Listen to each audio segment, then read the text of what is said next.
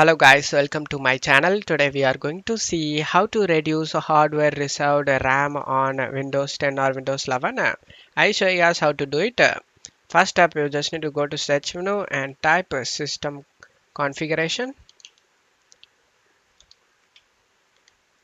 Click on open it. Select the boot tab, select the advanced options. Make sure this maximum memory is unchecked. By unchecking the option, you don't cap the amount of your RAM. Select the OK option and select apply and OK.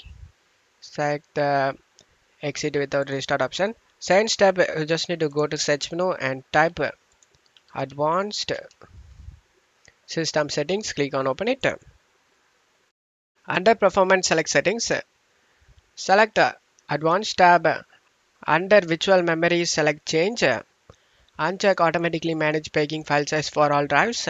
In this drive list, you just need to select the C drive and select the custom size. Now you just need to check my video description for this installer size and maximum size. To apply these values, you just need to know how much RAM installed in your PC. To know that, go to search menu and type about your PC. Click on open it. In here, you can able to see how much RAM installed in your PC. In my case, I have 8 GB RAM. After knowing that, just to close tab here. Now you just need to copy the installer size.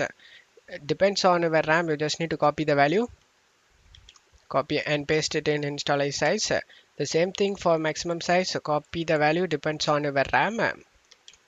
After pasting it, select the set option, select the OK option, select the play and OK, select the OK option, select the restart now option and restart your PC.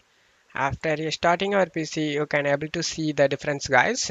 And that's it for today's video, guys. Give me a like and subscribe. Thank you.